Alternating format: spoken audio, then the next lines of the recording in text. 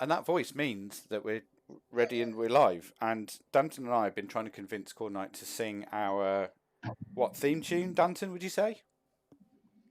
Yeah, definitely. I mean, Khornight's he's up for it as far as I know. Yeah. So it doesn't take much convincing. He was earlier. It's more the organising than the convincing. I think. Yeah, is the organising issue, is the difficulty. Exactly. He claims to have recorded some stuff when he was at university, which on one hand isn't unbelievable because I'm sure he did have the equipment, but to get the actual inclination and motivation to do that seems to me astounding. I was back then. I had a lot more motivation. The youth and everything. I mean, plus we're talking about English university. I mean, alcohol is normally enough fuel for this type of shenanigans, isn't it? Yeah, it wasn't alcohol, late at night. It wasn't drunk, but there were substances involved. Yeah, sausages. Yeah, the less we talk about sausages, the better. I think but so. I mean, Blood Bowl and singing and music, it's all the rage now, isn't it? It is. One of our the other league I manage, the RPS league, open soon for season 34. One of the best videos we had from Blood Bowl 1 is one of the guys recorded a song incorporating lots of coaches from BB1 into like a Christmas song, and that is unbelievable. That is on YouTube. I might try and find the link for that. I don't see that. But yeah, that's really good. Sadly, I don't think I was a very active member of the community, so I'm not included. But our friend Helio is Danton and Khornight. I don't think you know heliocentric Danton, so that won't make any sense. But yeah, he is there, so that's good. That's a thing of beauty. So yeah, I guess we're going to get you, Khornight, to record not only the intro song that we can play, but maybe some stings as well. How's that sound? Some stings? What's a sting? So a sting is what you play at the end of a chat before the next segment. Ah, I see. But sure. That would involve us actually having segments. I'm going to need to actually unpack my guitar at some point, aren't I? we could do like one for champs, one for tier 1, one for tier 2, stuff like that. Yeah, one for others. What do you play any instruments, Danton? I thankfully do not, because the world is a better place without me intentionally trying to play music. But my daughter is quite an accomplished musician and singer. Okay, can we co-opt her somehow? We can try. I can't guarantee. What level of dad embarrassment is she generally with you? I know she's older than my children, so. No, she'd probably be all right with that. I mean, it'll be more difficult just to kind of find some free time in her schedule, probably. Right. Okay. Well, maybe we'll note that down. But I was disappointed to learn that my children don't even learn the recorder anymore at school, which any Brit watching will know it's a staple of musical instruments. My son did recorder for a year. Yeah, it's weird, isn't it? They don't do it anymore. Hey, Tom. Do you play any instruments? Not even drums or anything. Well, I think they have a bash around with instruments, but they don't. I haven't had to buy a recorder for her, and listen to god awful versions of Three Blind Mice, which I think every Briton over the age of 35 can probably play on the recorder first go. But yeah, I definitely have some traumatic memories of having the recorder inflicted on me. Yeah. There is that brilliant. It's perhaps a bit overused meme now, though, which is the "Heart Must Go On" Titanic song, played really badly on a recorder for calamities and stuff. That's still raises a smile with me, but I'm not going to obviously co-opt that because it is a bit of a cliche. It's cliche, exactly. But it is. First time I heard it, I did laugh. Tom plays the recorder, and I think he's insinuating the tin whistle in Ireland, but his tin whistle experience is. I went to primary school in Ireland, and that was where the recorder was inflicted upon me. Although not the tin it whistle. was That's what Tom said. Not the tin whistle. Although I went to a boarding school, so it was more the English type model, not the Irish model. Right. Okay. Tom says his sister-in-law learnt the tin whistle. Maybe that's the thing. It's if you go to a state school in Ireland, it's the Tin Whistle. And if you go to an independent school, it's the British Recorder. I don't know if recorders are British, but I don't think they are. Surely. Should we should we move on from the imminent sectarian conversation? Yeah, but before we go down another of those rabbit holes, I think we should. Yeah. Could you not tell I was already being quiet? Yeah. Well, I've got to say though, this episode is dedicated to Birdman Darkwing, who I found out this is quite serious. I found out this week he's actually in Kyiv, I should say, in Ukraine. So love and hugs to Birdman Darkwing. I hope you're coping with everything that's going on, as my wife calls me for some reason. Oh. Yeah, and obviously everyone else is, you know. Hey, darling, you all right? Does he live there? Yeah, he's still there. He's not left. Yeah. Well, I mean, I think it's like unless you're a woman or a child, basically, you're kind of not allowed to leave, are you? Oh yeah, that's true. Actually, yeah, I forgot about that. Yeah, there was the point at which they stopped adult males leaving the country, right? Yeah. Yeah. Yeah. Sorry, my wife called. My mother-in-law's quite ill. I've been to see her this morning, so I had to sort of take that one. But I think she's fine. So yeah, dark times indeed for the world, as we kind of discussed last week. But love and hugs to everyone involved. Yeah, except the leaders, obviously. The leaders who send them, that's you know. Yeah, it's not. I mean, having avoided the sectarian missile, we should probably be careful about the getting into more political topics. I mean, I feel like talking about a possible impending war is probably something which you should discuss, even if it offends people. No. I mean, I'm not. I'm worried about offending people or kind of getting onto a touchy subject. It's more that I can see us talking about it for the next half an hour. Yeah, absolutely. Yeah, I've been watching. I've gone. I don't know about you, Khornight, but I've gone quite down the rabbit hole of analysing nuclear exchanges, and as far as I can see, I mean, we're fucked in any NATO country. Apparently, if you've got a university in your town, you've got one pointed at you. So that's pretty much me and you, Khornight. But I mean, like the primary. Quick, right? I am in a triangle that is 3 primary British nuclear locations. The city and the 2 airports are both, but, going up in. Yeah, but I always think... Is this the right time for me to mention that no one's gonna waste nuclear weapons pointed at Latin America? No, this is absolutely. Danton, this is what I was coming to though. This is what I was coming to. So for me and Khornight, I mean, it's quick. Minutes, seconds we've got until we're vaporized or made a shadow on a wall. But what happens after that, Danton? You see, is like after the exchange between, say, NATO and Russia. Let's call it as it is at the moment. That's the Northern Hemisphere almost completely gone. But you've got the joys of a nuclear winter, you see, to look forward to. And yeah, I'd rather, I think, die in a flash than watch everyone I love starve to death or die of radiation poisoning. So we're winning, Danton, Khornight and I. We're going to win this one, I think. Do you know what I mean? It's like one of those, that cartoonist Gary Larson? Yeah.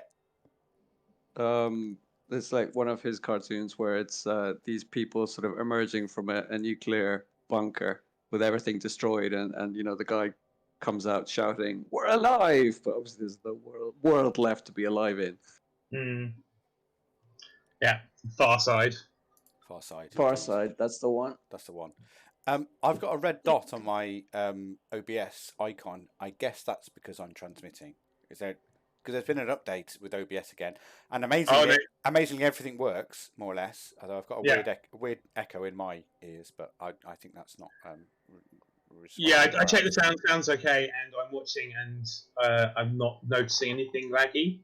Okay, that's good. So looks all right. All right. Well, as long as the dog doesn't hit the router downstairs, because the cable's a bit iffy on that at the moment. So I haven't dropped any frames yet, but if we do, then that's what it is. I was playing TF2 the other day in my lunchtime, and it kept dropping out every 10 minutes. And it was one of those ones. I'm sure both of you have experienced this. When you got an electrical device, or something that relies on a wire, there's like a special way you've got to have the wire sometimes when it's like quite an old bit of equipment. And I think my good for nothing brother-in-law when he installed the network, he either didn't connect a wire up correctly or did something like that. So the router and the wire going into the router has got to be in a certain way, else it doesn't work. So that's quite. It's just a bad connection. So sometimes these things happen. They do. Danton, just to be clear, you are blaming your brother-in-law for all of your problems. 100%. Yeah. Danton, have you ever held something together with a peg that keeps the wire in that correct position, therefore allowing your electrical device to work? Not that I can remember. I'm sure I fiddled with wires, but not to that extent. Okay. Headphone cables. Oh my god, so many headphones have died. Jesus Christ, yeah, they're the worst ones, aren't they? And have you, Khornight, if you had that one, last thing on cabling, last one on this one, if you had, like I'm indicating now on the stream, the wire that goes in here, and you put it in, you think it's all the way in, but it isn't, and then you've only got like mono sound or really bad sound for ages, and you think, oh fucking hell, these headphones are shit, and then you actually look at it and you actually notice that the jack's not all the way in, and then you plug it all the way in, and then you get stereo. Have you had that as well, or is that just me? I think that's just you, because I think I would know what that was. Maybe the first time that ever happened, that was. I'm not saying it happens regularly. I think it's only happened the once, but it has happened. And in the 80s. Yeah, I was about to say. I mean, that's a sort of an 80s memory that I could relate to, but not very recently. What you think of as a microphone jack, not one of those, one of the really big, thick microphone jacks. Yeah, not one of those big ones. The 3.5 mil, I guess. 3.5 jacks, not the big, massive, big daddies that you plug guitars into when you plug into an amplifier. Not that. That's what headphones used to have. I had my first set of headphones had a plug like that on them. That on big hi-fi systems, wasn't it?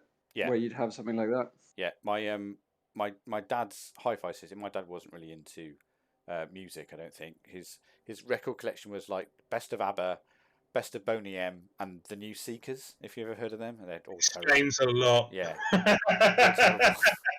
But his and that's why Edward gets his brother-in-law to do his wiring for him.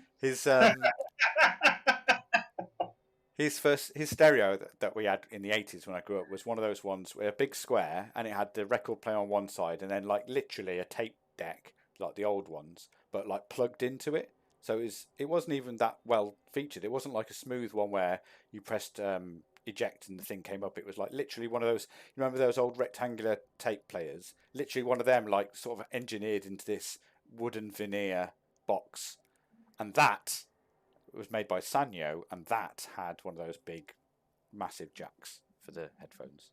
My parents were kind of into their music. Like one of the walls of the living room was records, and we had a pretty good, record player. And when you said tape deck, I thought you meant, reel to reel. Like we had a reel to reel tape player,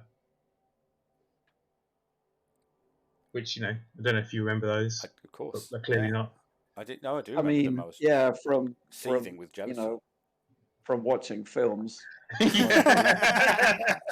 Danton pretends not to be the oldest one by a couple of few years, but yeah, anyway, Any other memories of audio equipment you want to share before we move on to the Blood Bowl? No, I mean, I remember when CDs first appeared, and it was just like magic. It was like, what do you mean? I don't have to spend half an hour rewinding it. Yeah, that was good fun. The biro and the tape. It was amazing. I can actually jump from song to song instantaneously. Oh my god, that was amazing. It was amazing.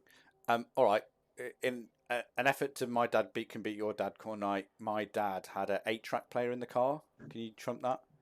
Oh no, yeah, no, my parents didn't have an 8-track in the car. No, I mean London. Yeah. No, my mum did have a car. And it did, I remember when it had a tape player in, but, not much more. I don't remember an 8-track. 8 tracks, yeah. They were like games cartridges, you had to plug them in. But, yeah. Anyway. Right, should we do some Blood Bowl then? I still remember when fucking video games came on cassette tapes. That was pain. Right, quick. Yeah, quick test then. Right. Spectrum or Commodore, Danton? And there is a wrong answer. Actually, neither. Oh, it was Amstrad. Yeah, Amstrad here as well. Oh, okay. Amstrad 464 464 CPC or something. CPC 464. Yeah. I did have an Atari 260 as well, but you know, that was pretty. 2600. You mean? Yeah. I never had an Atari. I had one of those other really crappy ones that was, before the Atari. Yeah. The one that Pong came on. I can't remember what it was called. Yeah, it was like just a dial with a thing on, a handheld thing. Yeah, you plugged into the telly. Yeah, it was very, very kind of simple. Yeah, if I won the lottery, I think I'd get an old 8-bit arcade cabinet. I think somewhere, but I don't know what game to get though. Operation Wolf. Like nowadays, you can just put a proper computer in the cabinet and play all of them. Yeah, that's true. But it's kind of cheating. You'd have to get Street Fighter, wouldn't you, with all the buttons and the joysticks? Though I think that'd be a good. Can you be bothered to play those games again? No, you see. Yeah, I honestly can't be bothered. The thing about them is they're really hard because they want you to spend money. And obviously, if it was your own, then you could put, you'd make it so the money didn't matter. But they aren't actually that good games, if you know what I mean. I disagree. You had to learn them, so you'd have to put money in to get good. But then once you were getting good, usually you could survive. Yeah. It's mostly like pattern recognition, right? It's and muscle memory. You can't like any fighting muscle game, memory. Would be. Well, did you ever see that documentary, The King of Kong? I don't think so. No. That's an amazing documentary. I don't think it's on Netflix anymore. It used to be a long time ago. It's all about this guy who was obsessed about getting the world record on Donkey Kong, right? On the arcade machine. But and there's two of them that are kind of competing with each other, and obviously they have the machine. It's sort of set up in their own garage. But it's an amazing documentary if you ever find it. Wow, those people really look like they could be Blood Bowl players. But sure, I mean, when you took, I think I saw you mentioning Venn diagrams on a post recently, and there's definitely a Venn diagram that intersects between Blood Bowl players and people like that. Billy Mitchell describes himself as the world's best gamer. Oh, come on! No, that's easily disprovable, isn't it? Don't you think?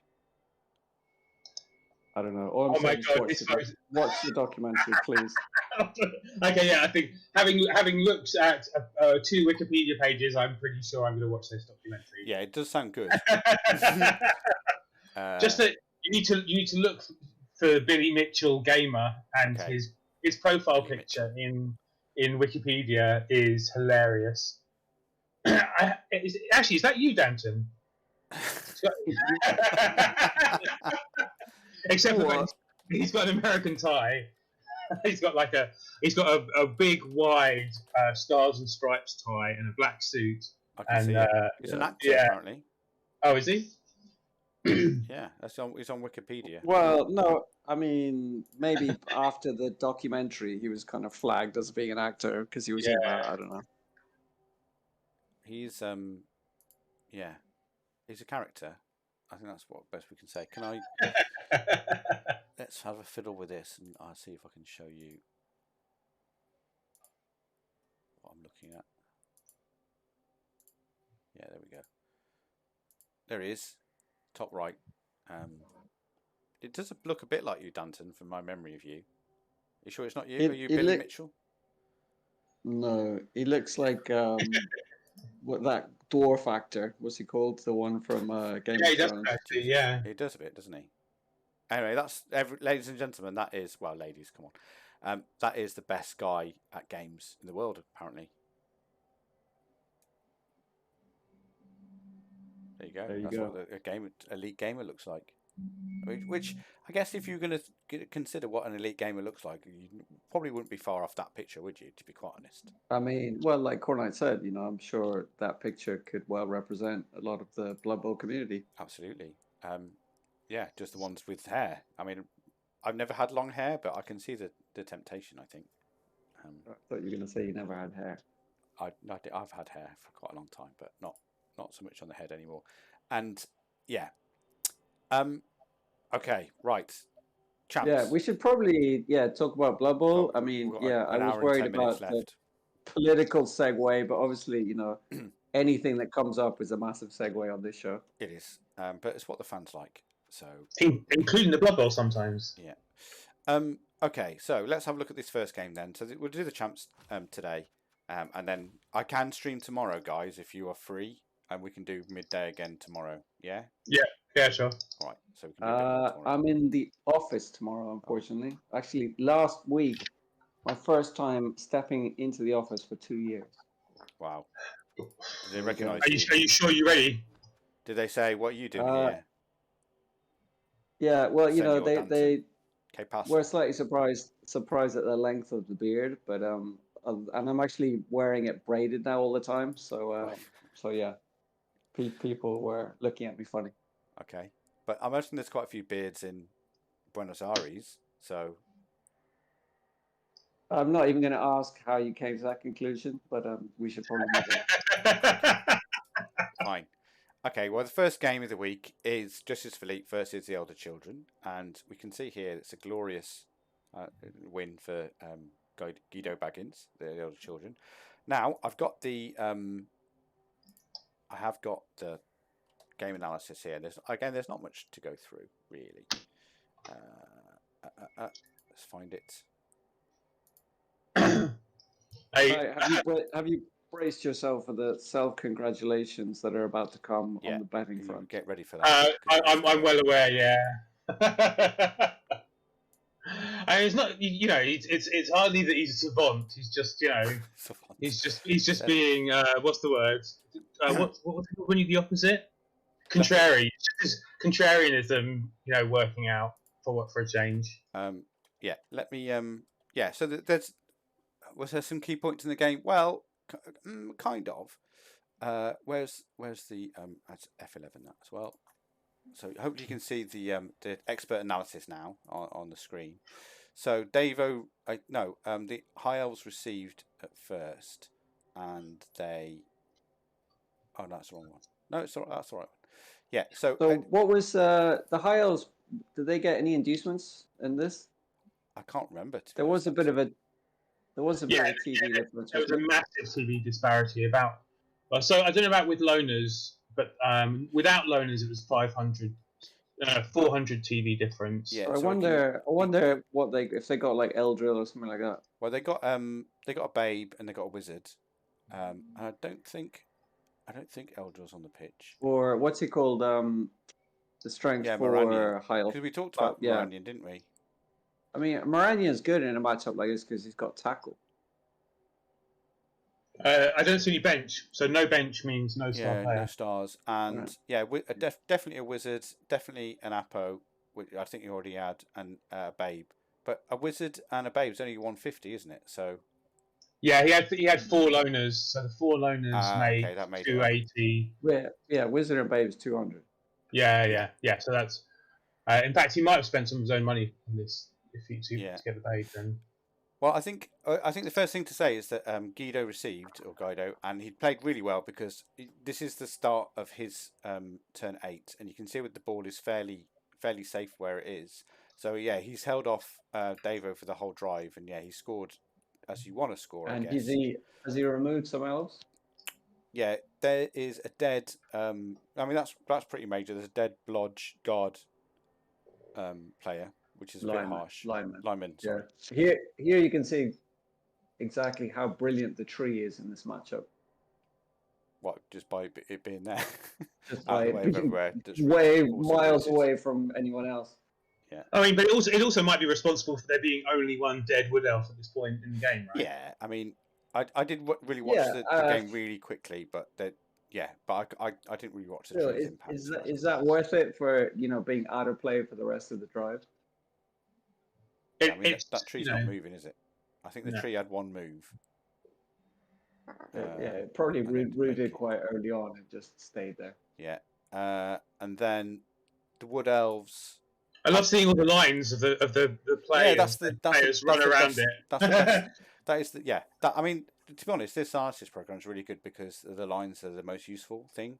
Like this is Davo's turn 8, so he's Guido scored. It's his turn 8. This is his one-turner attempt. So he recovers, as you can see, but his one-turner made it to the end, but then and failed the last GFI, made the dodge, failed the GFI, and then as an elf player, and as an ex-elf player. So this Danton, it's worth saying. This is the probably the one turner that obviously doesn't have sure feet because he's got kick and guard. Yeah. And in addition to failing the GFI, and Nerves of Steel.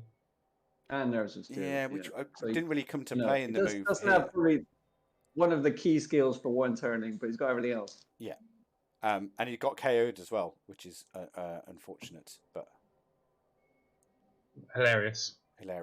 He's got guard as well, which is completely useless on your one turner. But I mean, in Davo's defence, not that he needs any defending from the likes of me, but the movement did come after the guard. I mean, this is why you don't take kick first level. At least if you gave him sure feet or sidestep, it would be useful. Yeah, I mean, kick first level, that is questionable. I mean, we've discussed before how it is useful to have it on a catcher, but just maybe not the first skill. But I don't know. I haven't won the OCC and whatever, so I can't. I can understand he wanted to get kick as quickly as possible into his team, and he wanted it on a player that wasn't going to have to stand on the line of scrimmage. I can understand that as a short-term goal, but then long-term, it really has, obviously he's still winning nearly all of his games. So despite handicapping himself like that, he's obviously still doing well. I mean, it's weird, picking kick that early is kind of handicapping himself already, right? So, I reckon he could still win games without having kick. I don't think kick has that much of an influence on. But he values kick so much that he actually ended up giving it to a lineman as well as this catcher because he often has his catcher as well as because he has his catcher on the bench often. Yeah. I mean, I'm gonna try. I'm still trying to get him on, and he's keen to come on. It's just we got made our diaries match. But yeah, I want to get Andy on, and you can answer the questions about kick on that elf. I mean, on a catcher, I can definitely see it.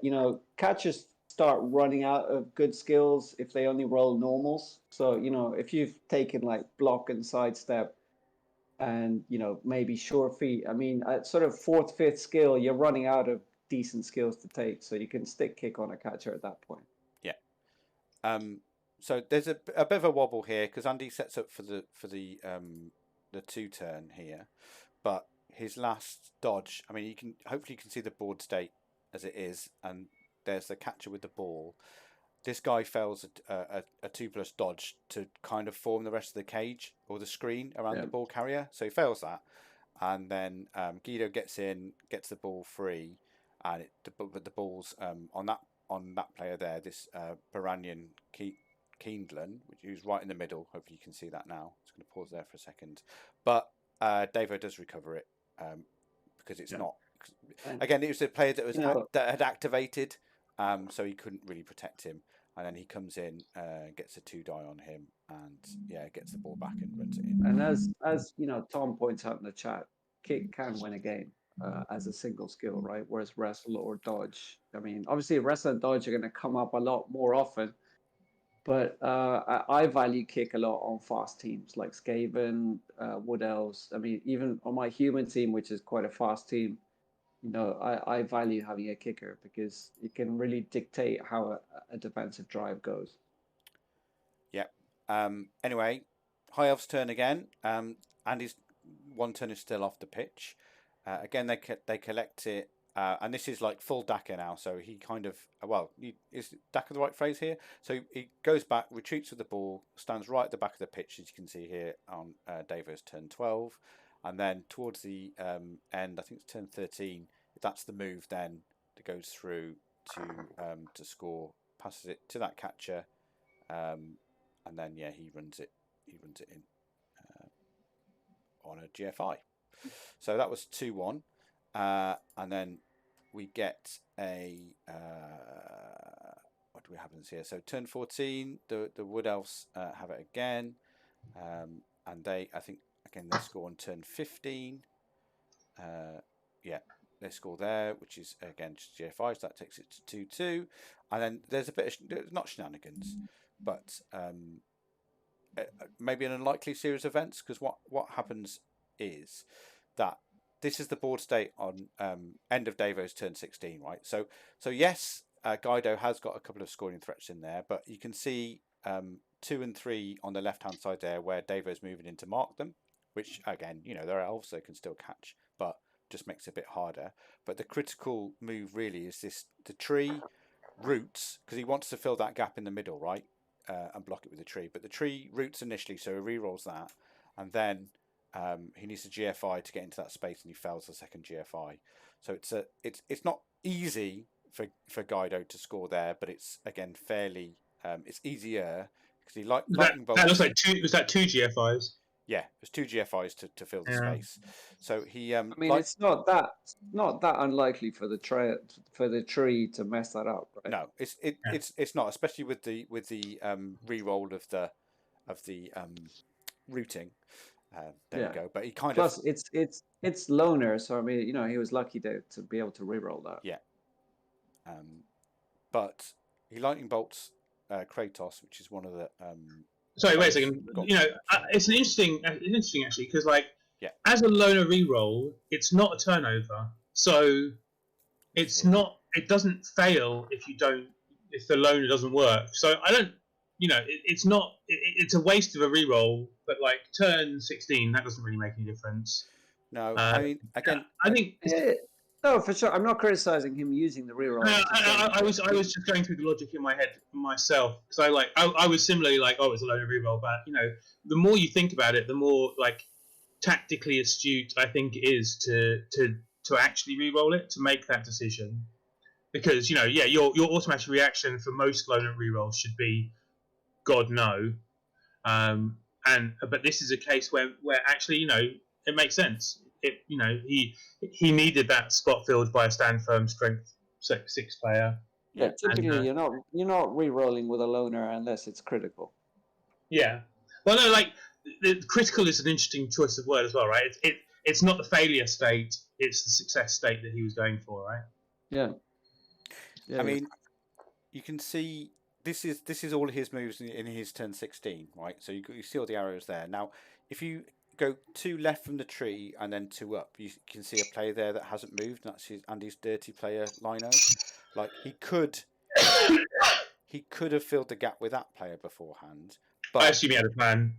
That player was also going to GFI, and yeah. Tom in the chat is surprised that wood elf trees have loner, but they do indeed. It's the halfling trees that don't. Yeah. Or that player I'm pointing out, the dirty player one, he is kind of preventing the elves going to the middle, handing it off there, and then running around that side to pass it. So I don't know if he would have moved that dirty player into the hole where the tree was. So I mean, presumably not, because if he was just going to move the elf into that space, then he wouldn't have moved the I'll start again. If he was planning to move the elf into that space, then he wouldn't have moved the tree first. He would move the elf first, because that's obviously the least risky move. But I don't know, what do you guys think? Should he have moved that dirty player line elf into the space, or should he just gone for the tree with rerolls? I mean, I can understand why he chose the tree, because it's mark. He's moving it to mark 2 elves, right? Yeah, absolutely. I mean, if he just puts an elf in that space, then he can just be put away. Yeah, I mean, it's not just marking. It's kind of it's filling that space. It's a massive hole. It's a double. It's fulfilling 2 kind of roles at once. Yeah. Yeah, you could put the elf 1 square behind where the tree went and kind of gum up the space, but the elves could still just dodge through, right? So that putting the tree in tackle zones, and then I don't know, because I guess you're seeing if he roots and doesn't move, and if and if he doesn't move, then it's not a problem. You can put the elf in a different place. Yeah. Whereas if he makes it, then you put the elf in another place. But because he managed to re-roll the the route but failed the GFI, he didn't get to move the elf. No, it's a risk. But at that point, he's going for Yeah, well, this is for the to turn a loss into a well, not a loss, it's a draw, but yeah, to secure the draw, isn't it really? So I think he was right there. I mean, it's a shame he's not on. I would be interested to see where he was going to move that dirty player line elf. I guess we would have moved it one down to kind of screen off. So move him to that square. So the tree would have been there. Yeah, probably not optimal turn ordering. No. I mean, but although we don't really know exactly, you say, where he was going to put the dirty player, maybe it involves some risky dodging or something. Yeah, and then go on. I'd have put him 2 squares above the elf that is almost behind where the tree ends up. So there's more of a... So basically what you're trying to do is you're trying to stop a screen that enables the high elves to push their other elves through. Yeah. So you put him there, if you can see the chat. So 2 above that one? No. The one... sorry. So go to the tree. Yeah. And then 3 squares behind the tree to the left. And then 2 squares up from there. Oh, right. So that's where I put him, yeah. Okay. Because that makes us pretty solid.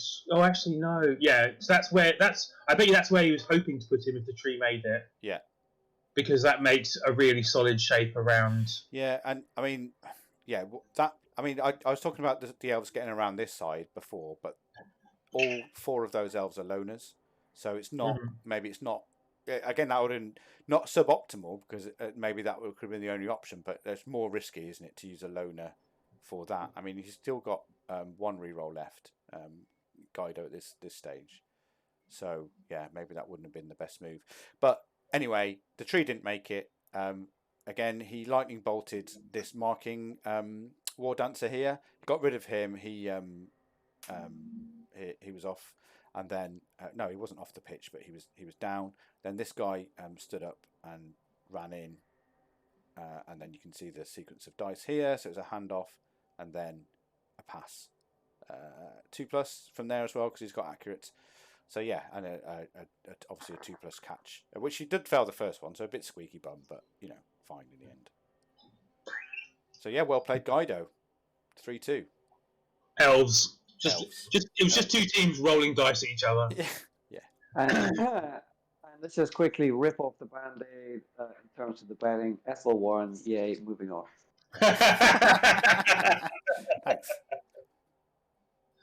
Right, let's get that back. And yeah, so Wood Elf Trees and Ogres on the Ogre team are the only 2 big guys who don't have Lola, right? Keep talking. I'm fiddling with. Yeah, you've got to bring up the betting at some point. It sounds right, but I'm just trying to think if there is some other weird exception. Goblin players still complain about why do they get Loner when because trolls 2 other main. Today. Yeah, no, Goblin trolls do have Loner. They do, yeah. Which I mean, in the new rule set, they gave them a slight concession, right? Because they got really stupid is only a 3+ now. No, sorry, not really stupid. Didn't they have No, Loner is 3+, isn't it? Yeah, Loner is 3+ now for Loner. So they're slightly less Loner-ish than before. Yeah, but they're still Loners. So yeah, it's only so it's interesting that, the two teams who don't have Loner on their big guys have big guys who are also in other teams that do have Loner. So Ogres in the Ogre team don't have Loner, but the Ogre in the Human team does, and they cost the same. And Trees in the Halfling team don't have Loner, but the Tree in the Wood Elf team does, and they cost the same too, I think. Yeah, I think so. 120, isn't it? 20. Yeah. Yeah, I mean that's fair enough. If you made it more expensive on the Halfling team, then that really would cripple the team. Yeah, no, it's just interesting to me that it's just those 2 teams. Okay. Yeah. I've added the points, but But yeah, the only other game I looked at in the champs is Motivated Squad versus Russell's Pontifices. So I haven't seen this game, but yeah, it was a 2-0 win to the Infernal Demon Smiths versus the Waterstone Watchers. And again, I think so. The betting overlay is, I can't see it. Are you trying to put that up? It was visible a second ago. So yeah, there we go. Okay, back up now. Okay. No worries. And Wolfbark did talk in our Discord about this, right? So he's got his first ever legend in an otherwise rough game.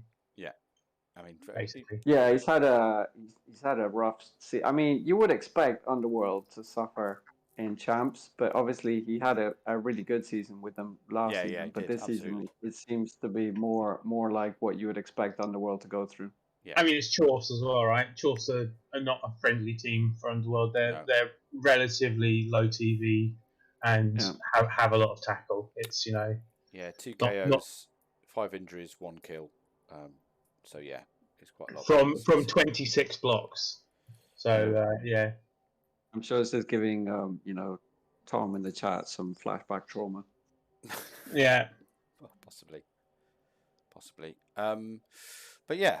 Betting wise, guys, who bet on? Did anyone bet on Demon Smiths, which is coach? One person did. Spider gets a point. Ant-Man, that's it. I wasn't Spider. Yeah, I think Khornight and I both went for a draw. Yeah, and I bet on. And you and Dreamland bet on Wolfbark. Yeah. Okay. All right. Next one is Brett's versus Nurgle. And again, I think I didn't look at this one. It's a 2-1. 58 blocks versus 30. Out of those 58 blocks, we saw 5 KOs, 2 injuries. So I think that probably tells the story of the game. And yeah, the the Nurgle, won 2-0. 2-1. Yeah, 2-1. RTSD getting a dead Rotter who got dead into double dead. I love that. That's a treat. Yeah, I'm sure he would take that at any stage again in any game. Was it a good Rotter? No, 0 SVP. All right, fine. And he's been threatening me in another league that he's not killy enough in the other league that we play in, so he's going to go full claw bomb on me. Except in that other league, I'm playing Pro Elves, so I don't care about claw. But yeah, 5 of us thought that RTSD would win that game. Yeah. And they were. Everyone bet on RTSD except for Ethelred. So here we have a the balance, 180-degree swing. The balance of the force is restored. So, I mean, not Spider Keith, though. No. Yeah, I think everyone except Keith, wasn't it? Spider, Danton, Khornight, Dreamland, or Khornight, Spider, Danton, Dreamland. Yeah. Yeah, I'm not sure why Keith is only betting on your. Well, I mean, I can understand why he's betting only on your. Yeah, I've missed betting on a few games in other divisions because of. But he's obviously not interested in the global competition. No. It's a long race. Okay, and the last one. Well, not the last one. The next one I actually looked at in any detail is this one: Motivated Squad versus Russell's Pontifices. Yeah, well, I think this was a bit of a dicing, wasn't it? I mean, I think it has to be for that result. I was going to say it might not have been a dicing, but let me just get to the right screen. I mean, a choice. Well, Nivenin was giving us a real-time commentary, wasn't he, in Discord? Yeah, I mean, if I just show you this, I mean, we don't have to go into detail on this because look, this is turn 4, and you've got 2 Chorfs who are in the injury table and a sent-off Hobgoblin versus just 1 injured Skink, and that was turn 4. So that kind of tells you everything you need to go. And I think turn 4 was the sorry, Danton. Last thing, turn 4 by Raspel was the turn he nicked the ball as well off Nibenen. So I think from what I remember from Nivenen's comments, I think they were fouls by removals by foul. Right. Basically, he was saying that sort of almost every foul that the Lizards did was a casualty that wasn't spotted, and like his first foul was obviously a stun and thrown out, which is pretty typical. Yeah. But I mean, I'm not sure actually if those were the 2 claw pommers that were taken out so early, which obviously if he was pomming in a situation where he could be easily fouled, then, there is some sort of mea culpa to be had there as well. Let's have a quick look. Yeah, I mean, on a smoke break, did Pylon? Oh, I watched this. This was straight after our stream, wasn't it? Was this straight after? Or... Yeah, straight after. Yeah. Yeah. Sent off. Oh no, that's one on turn. There we go. So yeah, so he did foul. He did Pylon, and then turn 1 he got removed. On that one, that was that's just a stun actually. I mean, if you are going to be mashing the piling on button, then obviously there can be consequences to doing that. Yeah, and you got MNG there. I mean, that's quite a nice setup foul. I just highlighted it there. That was a 1, 2, 3, 4 assist foul. So you only need 5. Got 7, and then MNG for that one. That's quite pleasing. Yeah, I'm sure. I mean, you've got to ask how that Chorf got so isolated. Yeah. I mean, like the Lizards do have a lot of strength, right? And they played well. They do have they do have dirty player as well, and the dirty player was fouling literally up until I think almost every turn up until turn 8, maybe even turn 9 or 10 when it got sent off, I think. And by that point, there were there weren't that many Chorfs left. I do feel a little bit that Nibbiden may have tilted because he didn't actually so you say he lost a lot of players, but neither team had a lot of players. So he could have, and I think he had some KOs, right? So he could have, and he had a bench of 2 when the Lizards had 1 or something. So I think there was a chance that he came back in the second half with similar numbers, but he kind of threw it away a bit. I feel like in the first half. I mean, this is where he uses Apo, so I'm sure he wasn't expecting to use it on turn 3. So. And it was it like an MNG and it stayed MNG? No, it was a Kaz into a strength bust. But he obviously chose the badly. Well, no, I think it was a badly hurt, but on his strength 5 bull, he used the Apo. The other option was minus strength, but obviously he chose the badly hurt for that one, so he returned. And then next turn, yeah. But the same turn a bit later, the other piling on Chorf. Remember the one piling one's been injured already. He got fouled into an MNG as well. So both his piling on claw pommers are MNG next game. So that would be pretty tilty, I would say. And then the Lizards stole the ball and got it, safe. It's interesting to see who he's up against this week. Yeah. I mean, the Lizards didn't get off scot-free. They had it they've had one of their sources got, was it an armor blast? Yeah, I think so. Yeah. I know it was armor blast before and it got an MNG, and another skink is out as well. So they're down players for this coming week too. If it makes any difference, we'll see. We'll see. But yeah, like you say, Khornight, at the start of turn 9, for example, I'll just leave it. I'll just maybe leave it there. There we go. At the start of turn 8, I mean the numbers aren't dreadful. I mean 3, 6, 9, 7. Yeah, but I mean you've got a dead. I mean it's pretty bad because his movement up, kickoff return, Hobgoblin's gone. Both the killers are MNG for the next week as well. The other bull is off with a badly hurt. So yeah, I mean he is pretty much players down there, but. I mean, it's not. He's down to 7, right?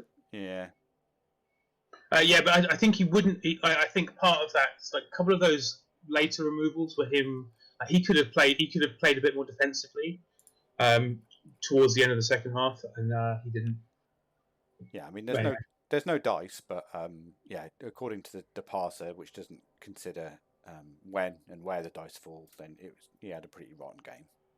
You have to react to how the game plays. Exactly. If you start losing players and you've lost the ball, there is a point where you do need to run away and lie down and stuff. And he kind of kept pushing things in to get punched. But yeah, I'm not. I am being overly critical, but it's the champs. Here's the champ. No, I mean there are games where the dice do really dictate a lot of what happens. But like you say, I mean, just because there is adversity, I mean, it doesn't mean that you just give up. Well, but sometimes lying down is the opposite. Sometimes throwing your forces in to get punched. Oh yeah. When I mean, give up mentally, right? Yeah, for sure. So sometimes you do need to lie down for the drive and then play for the draw. But I mean, you're still playing for something, right? Instead of just tilting and just kind of giving up altogether. Yeah, it's hard not to get on that sort of tilt train, though, is it? Because then it does spiral. It spirals for you. You've got to kind of recognise you're going down that route and stop what you're doing. And just have a pause and think, right, okay, let's reassess the game now about how it looks, because I've lost my 2 killers. I've lost a bull. So what's my plan now, kind of thing. Yeah. Sure. I mean, games like that can just feel like the universe hates you, and why are you alive? I had a game still like that this week, but anyway. Betting wise, then, did anyone bet on Raspel for that one? No one bet on Raspel. No. Well done, Raspel. No. You've confounded us all. No one even bet on a draw. Everyone bet on Nibbinen. Yeah, there we go. I think it was in chat, wasn't he, old Nibbinen? So we also it was a claw bomb team against a lizard team. It looked, it was a high TV claw bomb team who looked like they were just going to mangle a poor little lizard team, right? Yeah. And not just a claw bomb team. I mean, they won champs last season, right? So I mean, someone who kind of knows what he's doing. Yeah, and a great coach as well, we should say. Okay, and then the last game of the week was Southern Sentinels Brett's versus Luke's Squad. That's Luke's Orcs, and that was, of course, a draw, 1-1. Stats-wise, it looks pretty even, 54-49, 5 KOs apiece. The Brett's got slightly better of it, though. They got 3 injuries and a kill. We'll have to have a look, see who died a bit later on. But weren't able to capitalise. I think, has Luke got a fairly big squad? Or did he not? Like it's wide, I think, right? So it's a lot of players, but not many skills, if I remember rightly. Yeah. He's 1900 actually. Sorry, I might be completely wrong there, but yeah, he has got 13 players. Right. But I think that's right for Orcs. Yeah, absolutely. This TV. Still no troll, Luke. So 1-1. So did anyone bet on a draw for that one? Yeah, 3 people bet on a draw. Yeah, everyone except for you 2. Yeah. Balls. Okay. So Spider, myself, and Dreamland. Okay. Well, Dreamland, that puts you into the lead after this week's champs results. So well done. Let's have a quick look at the table, because we're starting to get a better picture now, because it's week 5, so it's roughly halfway. And how's it looking? Well, Raspel's win this week means he goes top on 3-2. Sorry, the bet. Oh, go on. The betting overlay is now in the way. Sorry. Obscuring. Thanks. Yeah. What would I do without you guys? That's the question. Talk to yourself for an hour at lunchtime. Probably. Much like you do every other day. Raspel's win means he's 3-2-0, so he's top of the league at the moment. Yeah. Ant-Man is second, 3-1-1. Guido's win puts him 3-1-1. Nibbinen, based on his previous performance, is also 3-1-1.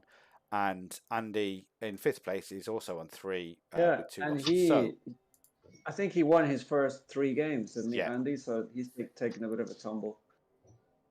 Yeah, he weirdly lost the last one, didn't he? Wasn't there something on that one as well when we looked at the dice game? No, well, it was against RTSD, wasn't it? The previous one. I thought I wasn't. I don't think I saw the VOD of you guys talking about it though. Right.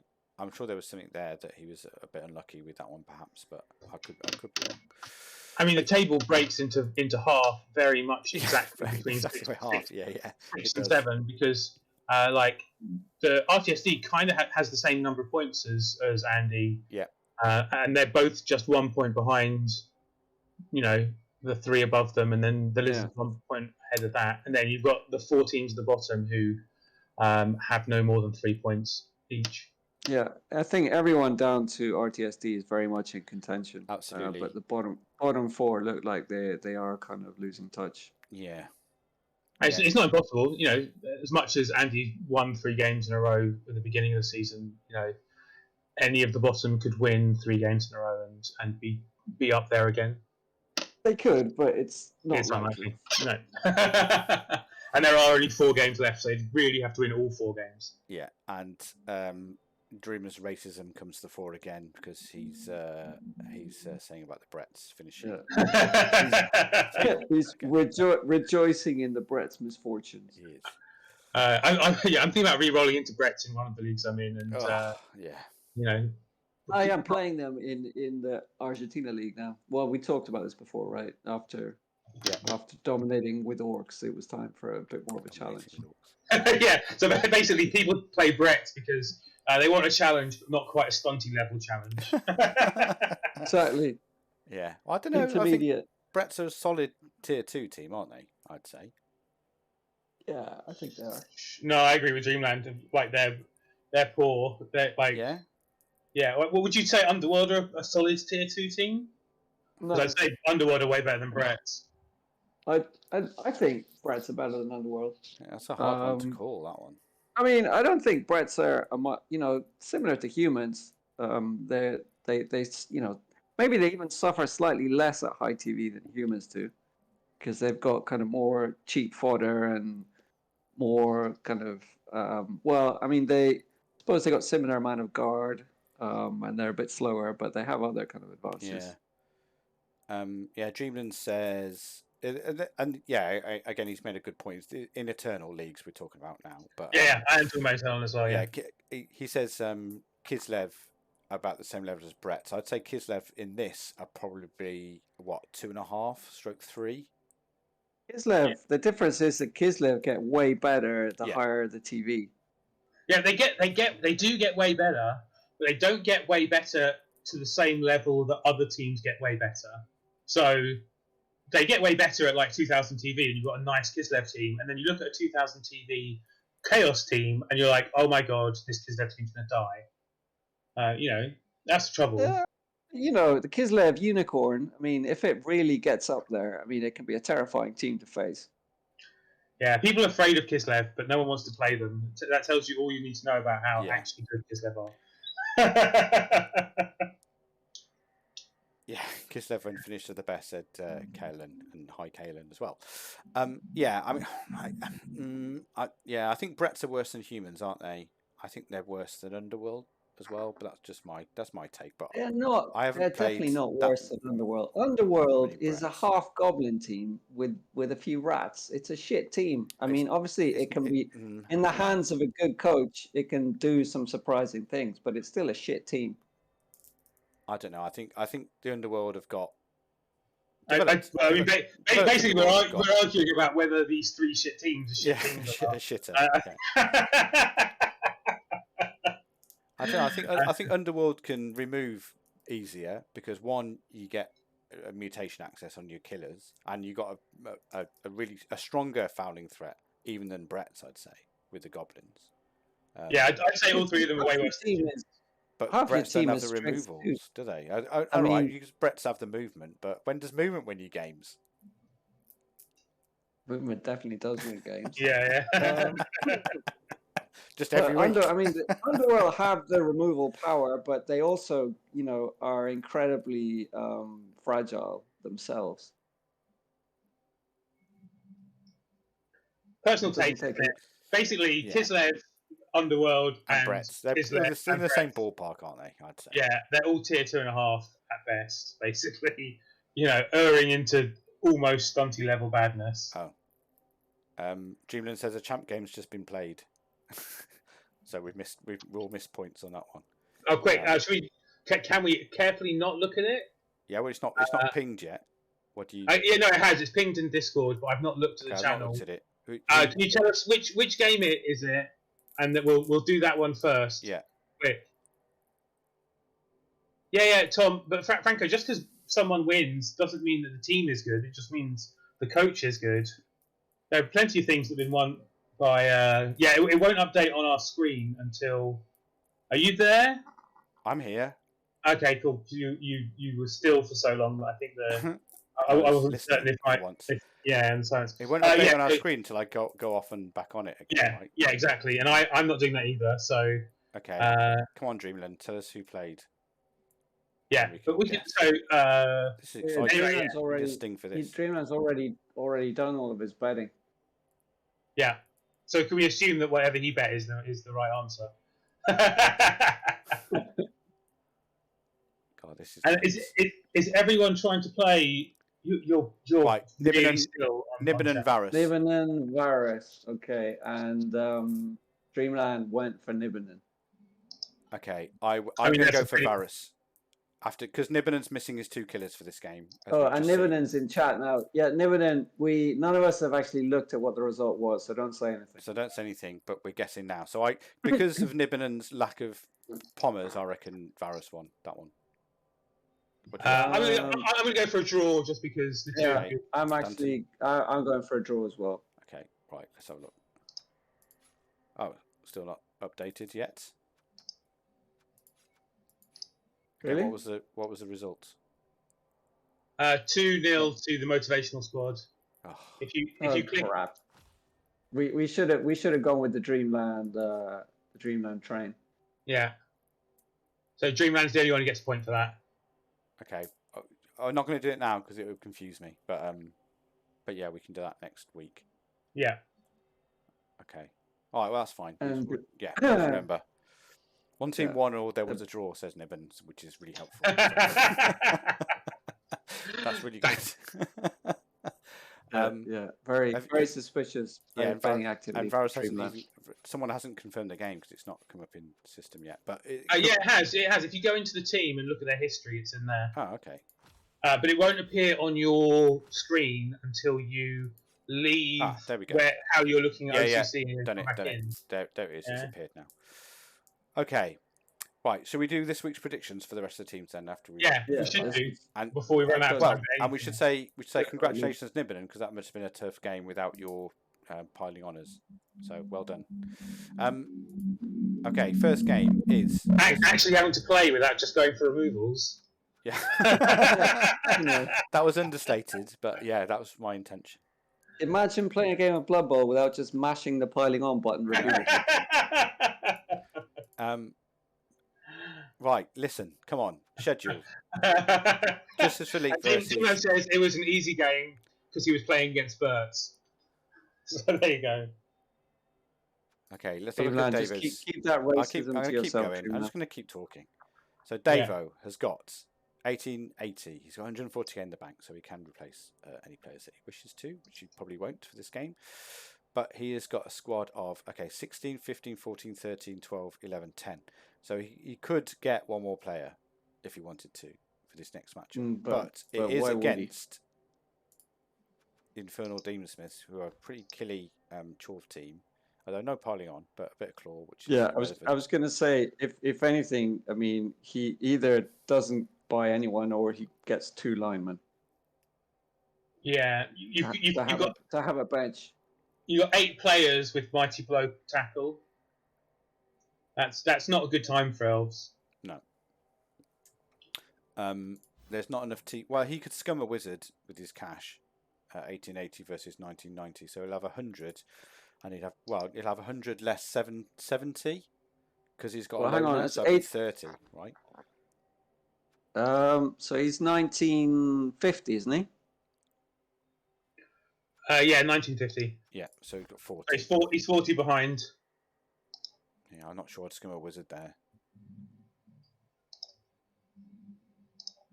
Don't worry, Tom. I will die on the same hill with you. Yeah.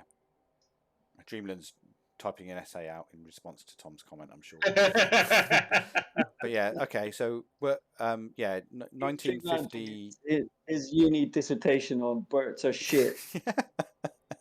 Yeah, that's a TLDR version. Okay, come on, Andy. He's got 40k to spend against these chores. What do? Do you scum your bank and get a wizard, or do you just leave it, or do you spend some money on players? I mean, that's not, as Khornight says, it's an awful one to get players for because they're so likely to die. Yeah, you're not going to buy or be broken. I think his only hope here is to scum a wizard. I mean, otherwise, I think it's a really rough matchup. Yeah. It's a tough one. Or outplay him. Well, there is that as well. But you know. Well, I mean, sure, and dicings happen, obviously. But you know, the wizard gives him better chances, right, to get a result. Okay. Well, I'm going to go for a draw.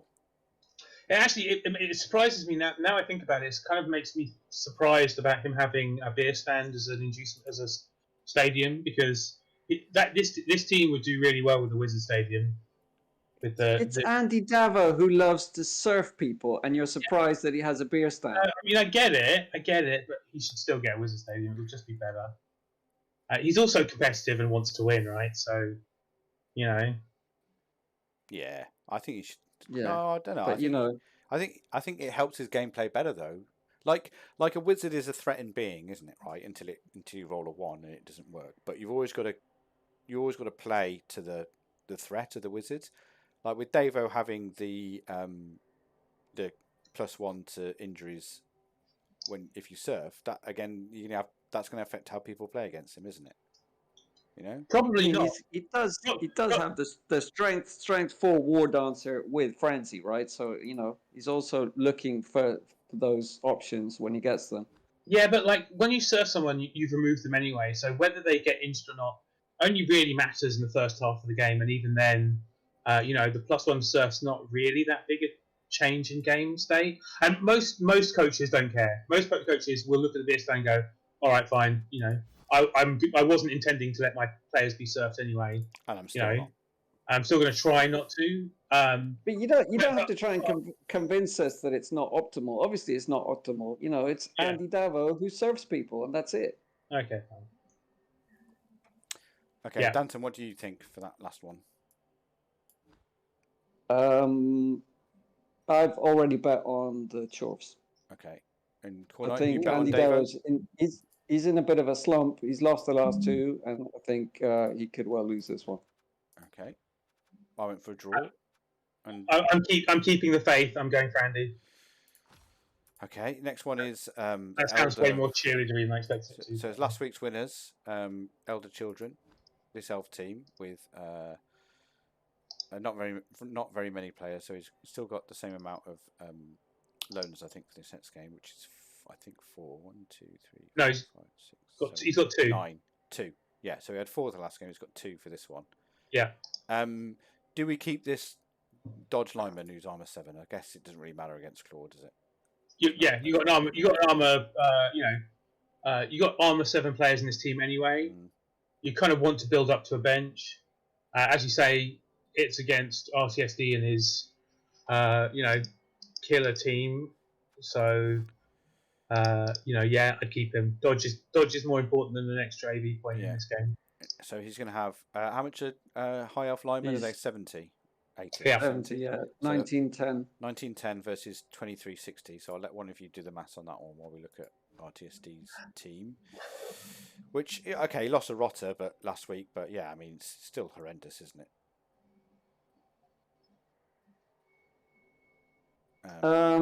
What do you go for? Yeah. As 450 of inducements.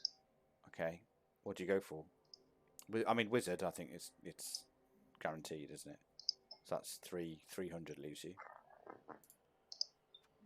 Wait a minute, is it 1910? Because it's two loners is. No, it's not. It's 1870. 1870, yeah. Okay, so it's 90. Yes, 590. Oh, Jesus Christ. Sorry, 490, sorry. Right, 490. So you got Wizard, so that's 340. 340. Just to get bench. Dreamland says Wizard, Wizard, Eldril, and Babes. Yeah, So I don't hate that. I disagree with the Babes. Oh, so Wizard, Eldril, Apo, Babe. I'd rather get players than an Apo or Babes, to be honest. I mean, Babes, if you've got like no bench or one bench, Babes are still useful to just get players back in the game. Yeah, but trouble is against Clawpom, like KOs are less likely. So I'd rather, instead of getting two Babes, I'd rather see another Apo. And also, you can use an Apo a bit more judiciously. You know, Appos are just there to basically make you hate yourself when they turn dead into strength bust. I'm not a fan of Appos either, though. So I'm not a fan of either of those. I'm not a fan of either of the. I think this is something you convinced me about, Khornight. I'm not convinced of either the defensive inducements are worthwhile. I think if you're going to play, you play with extra players or something else rather than an Appo or Babes, to be honest. Unless you literally just got 50. But a bench is normally better, but they definitely have their place. Yeah, they do. It's just my preference not to go for that. But yeah, I mean, it's bench for me. Eldril probably not. I don't think, because I think it's too fragile for this. I don't think it'd be leaving. If you're really going for the win, then I agree with Eldril. Wizard just gives you that, win the game option. I mean, obviously it can completely fail and lost, but at least it's kind of giving you an aggressive tool to win the ball. Yeah. I mean, you can go like Wizard, Eldril, and like 2 players if you spend a little bit of bank. 2 mercs. Yeah. In fact, he's got 90 in the bank, so he's got a bit of cash. And then you've got like 14 players altogether. A bit more stuff to throw in the way. Yeah, I guess that one of the problems he's going to come up against is that he hasn't really got. I mean, the first 6 players the first 5 players are the good players, and he's not really going to be able to protect them. I don't think. The other point is he has the natty, right? He has the natural 1-turner, so that's another reason to get a bench, right? Obviously and that gives him reasonable odds to draw the game as well. I mean, instinct. But you're still going to go for it, aren't you? Yeah, but he's a natty, right? So you can put him up wide where the stink doesn't really affect him. You don't need to push him in a scrum. I'm going to right. The more difficult part will be the dodges probably through the back line if there is one. Yeah, the tackle, etc. I've voted for Guido. Yeah, I've actually gone for a draw. I've gone for a draw because I think the 1-turner might be enough to get him the draw, but he definitely needs some bench to protect it. Yeah, I'm going for RTSD. He's just going to murder him. Okay. He probably will. I mean, he probably will. But yeah, let's hope he doesn't. Okay, and then the next game is Underworld versus Lizards. So let's have a look at Wolfbart's team. He's got level to pick, which we can have fun with as well. That's on his legend, right? Yeah, that's his legendary level. Yeah, so I mean, legend skills are always hard, aren't they? It depends. Pro, they can be, or they can be obvious sometimes. Well, what do you think here? I think probably, thinking about it at all. Pro, that's what I go. Yeah, no, my instinct would be Juggernaut. Right. Yeah, Juggernaut for me too. Juggernaut's the kill skill like tackle that gives you extra damage potential. Pro, it would be my choice if he had jump up, because then you can pro the jump up as well as proing the blocks. But I'm not a fan of just proing blocks. So I think Jugs is a better use, more dangerous skill. Yeah. Stand firm is also an option. Like having stand firm has general usage as well as basically just if people get pushes, they're stuck next to him. That can be hilarious. I mean, literally, Jugs only has one sort of thing that goes against it, which is that it's only used on a blitz, right? So it has to be the player that's blitzing to get use out of it. Yeah. I mean, he also has 3 horns players, so that's a skill. Yeah, and because he has 2 very developed vermin who he's kind of taking it in turns to blitz with, and the Jugs maybe won't get as much use if it was just the one dedicated killer. But I think it's still worth it though. Yeah, I mean, like look at this. I mean, this coming game there is only going to be 1 killer, so he's not going to have the other blitzer to blitz with because the other one's off. So and this does happen with Underworld where you're missing one of your key players quite regularly. So okay, but also just Jugs is just a great skill. It's massively underrated. It is good. Right, follow-up question: if you got movement up on this guy, would you take it? No, definitely movement not. 6. And not even if he was movement 7. No. The Agi, I've seen people take Agi. I wouldn't. Oh, would you take Agi on this guy? I don't know if I would. I can't believe Khornight saying he'd take Agi. Exactly. Contrary to everything you've said in the past. Who died the next game because he failed a dodge. Thank you, Khornight. I don't think I'd take Agi because he's movement 6. Yeah. He's not even got guard, so it's not even useful for the mobile guard. Either. So I wouldn't take Agi. No. But movement, I'd be tempted just for the symmetry. Strength. Actually, strength is interesting because normally piling on in strength, you don't really want them on the same player. I mean, if you roll the double, then jump up is lovely as well. Yeah. We do know, however, it is a normal skill. Oh, right. So right. Strength. I'm not sure about strength here, but I think I'd rather take jump up on the double 6. Right. I would take strength in an instant. Yeah. Yeah, you probably would, especially because he's got horns. I mean, it's a strength 5 blitz, right? And it's Underworld. They need all the strength they can get to make up for the goblins. Okay. Yeah. I think you have to take it. Yeah. Yeah. Everyone else is saying I'm an idiot, so that's fair enough. I don't know. I haven't done the maths, but what's the chance of a removal with 2 dice and piling on versus the chance of in one turn and the next turn having a blitz? I don't even know where I'm going with this. Yeah, try and let's hear this logic. I'm stuck. I thought jump up would be better because it's a double because you can get him up and blitzing again straight away. He's already got piling on. I was going to say, what's the chance of a strength 5 blitz getting a removal when you've got piling on, which is the same as it is with strength 4, but it's going to be a bit easier against some of the other players. So I don't think there's a mathematical way to prove that without getting really complicated. Yeah, there isn't. That's trouble. For me, the strength of jump up isn't the ability to blitz in any distance, as so much as the free jump up hits you get next to you. Which are just invaluable. Like being able to jump up hit as well as get a blitz if you've got like Underworld with 2 claw pommers, if one of them has jump up and you get a jump up hit as well as a blitz, that's just you're doubling your removal chances.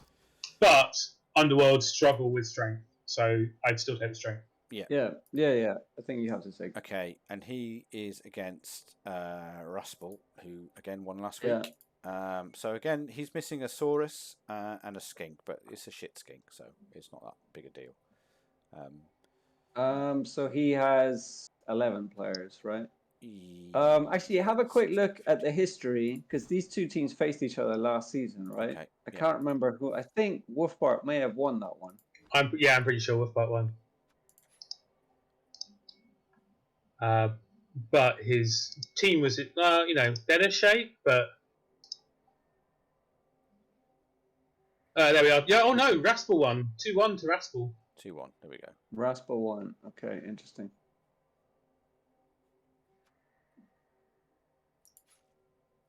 So yeah. So he Wolfbart's going to get a few inducements for this one. Exactly 300. No, 400. 400 TV inducements.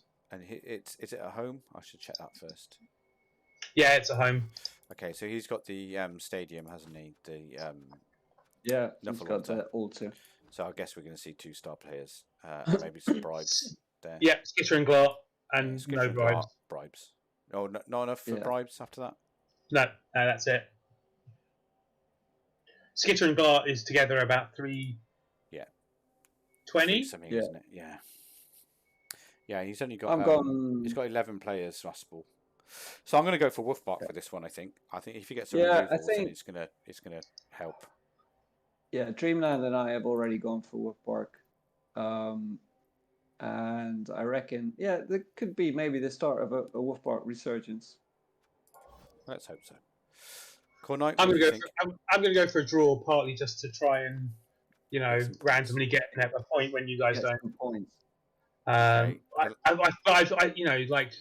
Wolf's current form as well is concerning, isn't it? So yeah, we will see.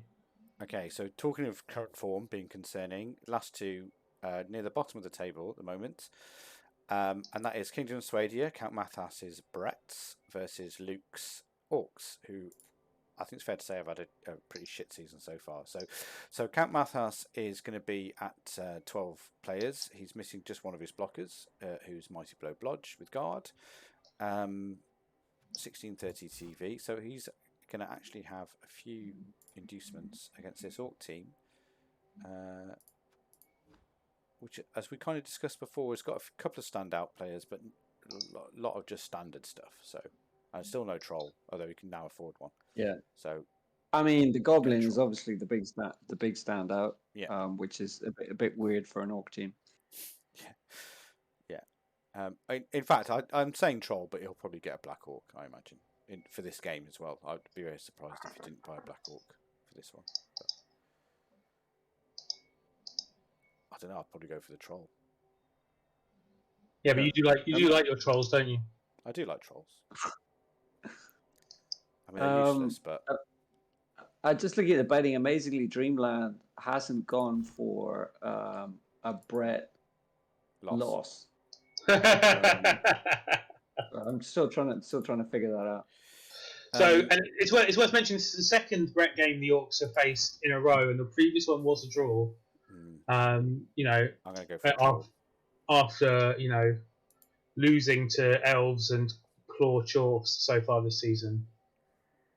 It's a draw for me, comrade. What are you gonna go for? I'm betting on the Orcs. I think the Orcs. This is one of their few. It's one of their few good matchups, and I think they're going to win it. Yeah, no, I agree with Danton on that one. I'm arguing about going for the Orcs, but I think I'm going to go for them too. Yeah. All right, that's it. 9 minutes, and we'll do some other divisions tomorrow. I think 12 midday. Khornight, if you're free. Yep, I am. Yeah, that's it. Yeah, you're working, I'm not, aren't you? Go on. Kulian said, or Kolian, or whatever, says that Goblin is super fun. Kalon. Yeah, sorry. Kalan.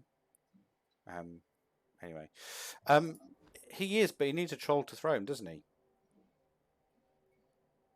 I didn't ask them about. He's just mentioning my mummy level. Although Khornight, you did comment on it. Actually, we could talk about that quickly. So in the Irish league, my strength 6 block mummy leveled and rolled a double.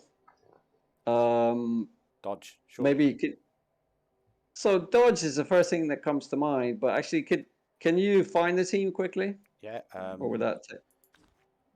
You need to. What do I need to do? How do I find it? I mean, you could go into Discord and show. Is it on the OCC Discord that you've got a picture of? Yeah, or you need to find the Era League. Okay, hang on. Or just search the team. So go into one of the leagues you have been, and search Undeadly as Cuz. Isn't that pseudo? No. Yeah. Which one is it? Oh, sorry, I'm looking at the wrong picture. Danton, which one is it? Yeah, Ira BB or Ira BB Cobra Die? Left one. Era BB, yeah. Yeah, which and division? It's Division 1B. Go right. 221B, yeah, okay. And you are... I'm under that one with the P. Hogmapone. Hogmapone, what's that mean? This is a play on words of Pogue Mahone, which is kiss my arse in Irish. Nice. So comatose. Nice. Comatose, yeah. You know, the only thing is, I mean, normally if this was like OCC, I would take dodge. It would be a no-brainer. Yeah. But this is a limited number of seasons, right? So we're in the middle of the second season of a 3-season cycle. So there's going to be a maximum of, I think, 14 league games, like division games, and then playoffs at the end. So I'm not sure how many rounds playoffs can be. I can't remember. Kalon, how many teams go into the playoffs? Is it like 16 or 32 or something 16. like that? I mean, 32. Probably 16. 16, I imagine. 32 oh, no, it's 32. Wow. Okay, it's quite a lot in playoffs. Okay. A lot of Irish. So 20. It's probably about 24, 25 games maximum. Okay. I mean, I guess that's enough probably to at least get to 51, right? Probably not 76. Yeah. I like your idea of frenzy. I think Yeah, frenzy's good. Frenzy's not my idea. Frenzy Okay. was Kalon's idea. I'm not 100% sold on it though. I mean, like strength 6 is not going to get into any frenzy traps. No, but the problem with it is that if you often with the mummy, especially a strength 6 one, it's often a decent blitz option to basically kind of get him stuck in or open a hole or something. And the problem with the frenzy is that with movement 3, often you're kind of just far enough away to blitz without GFIing, but the frenzy suddenly means that you can find yourself GFIing when you don't want to. Good logic. Yeah, no, I like that. You're right. Well, what about Dauntless then? What? So my suggestion was diving tackle because you want him to base you want him to base stuff, and it will mean your opponents don't dodge away from him as rapidly as they would otherwise do. Or jump up perhaps as well, because that'd certainly keep him mobile, wouldn't it? The thing is, jump up is only going to be useful if he's on the floor, right? If you're talking about GFIs, what about sure feet? Yeah. So, essentially a bull, the beginnings of a bull centaur type mummy. He's a strength 6 crippled bull centaur, yeah. Yeah, if you get sure feet, that's like having a movement 5 mummy, isn't it, really? Because we know double ones don't exist. GFIs never fail. Yeah, but yeah, much like if you were going dodge, my plan would then be to get break tacklers the next level, and that puts guard further away, which is bad. Yeah. I mean, realistically, I'm actually my thinking is I'm going to ignore the double. I'm going to take guard, right? No. And there's another reason for this, which is that if you go back to the team list for a second quickly. My next game is against a Nurgle team, which is actually relatively nasty given the where we are in the season. Home slice. And they have 1660 TV, right? That's exciting. Why is the screen gone black now? Because he's BB2. But Jesus Christ, I can't even speak. BB2 has just crashed on me. That's why. Oh wow! I know. That's happened in ages. No, yeah. The Nurgle team was so horrific it crashed. Yeah. But anyway, their team is 1660, right? Mine is 1640 without the level. If I take the double, then they will be 10k less than me, and they can scum basically whatever they like in the game. But I mean, it's a minor consideration. It's not huge, right? But it's something to think about. And what? How big is their team? Like, how many players do they have? Like, and what? How killy? No, it's not huge. It's not hugely killy. I mean, it's just one like Pestigal with Claw Mighty, and then a bunch. Everyone else really has guard and a few. Everyone else has block and a few guard. Would you be willing to go down to 12 players for the game to ensure that you could take the double and you could fire one of the zombies, right?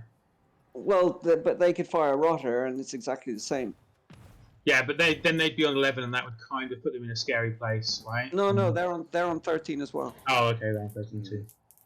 It's a tough one, but I've got. I don't know. So I mean, this is just one consideration. The other actually interesting thing is when two teams are identical TV, do you know who gets offered inducements first?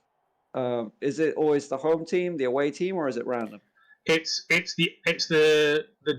team that entered the league earliest by date stamp. Seriously? I'm not 100% certain, but it's something like that. It's to do with it's either when they entered the division or when they entered the league or when the team was created. But it's one of those date stamps that decides it. So really arbitrary, isn't it? Yeah. Yeah, it's supposed to be random, and making it not obvious is as close as Cyanide bothered to get to random. That is bizarre. Anyway, I mean, guard would mean that the TVs would be the same. That's just like I said, it's not the main kind of reason to skip the double. But I'm just thinking that the team really now I mean, the player would benefit from taking the double, but the team would benefit more from guard, if you know what I mean. Yeah. I've got to shoot, so you can keep talking if you like, but I've got to go. But Khornight, can you do the raid thing? And even better, I'm not going to disconnect the audio this time, so you can actually talk. So, I mean, we can like I don't have an answer. Is the thing. I think taking guard is fine. I do like the idea of a bunch of different doubles. Right. Yeah. I like the idea of a bunch of different doubles, but you're probably right. Probably the best choice is guard in the short term. I mean, thinking about, because there's a maximum of, say, 20 odd games left, if I took guard, and even if he gets to 76 and rolls 2 normals, I mean, it's still going to be stand firm and then, I don't know, break tackle because there's not much else. And that's still, an amazing player. Yeah, but I don't really like the dodge and break tackle combination for a movement 3 people. I'm movement 3 guy. It's kind of irritating. Yeah. Like I'm playing ramped up in Pony at the moment, and I don't really like it. And he's movement 4. Yeah. Yeah. I mean, that's why if you're taking dodge, you're taking it more for the fact that it's harder for people to knock him over. And obviously, blodge and stand firm is a very good combination. But yeah, no, it was double. It was actually Snake Eyes. It was double 1. That's a good place to go. Yeah, it was. I rolled double 1 on him, and then right after that, I rolled the skill up on my killer White, who rolled double 1 as well. So it was quad 1. Absolutely the best place to roll quad 1. And yeah, I took jump up on the White because Yeah, like he's already pretty bloaty as well. Like in so many games, he's just going to get left behind. Like the tree that you were complaining about on Andy's team. Yeah. No, I'm pretty sure I'm just going to take guard. I mean, it pains me to turn down the double, but I just think sometimes, you just have to do it. Leader. No. I mean, this is the other thing. It saves you 50k of PV. That's it's not. Yeah, but I mean, we talk about this for hours, and the next game he'll get killed on turn 1. I think guard is just undead really struggle to get a lot of guard pieces, because you've only got 4 pieces with strength access, and often the killer. You're going straight down especially having taken jump up on the double, it's very unlikely the killer's ever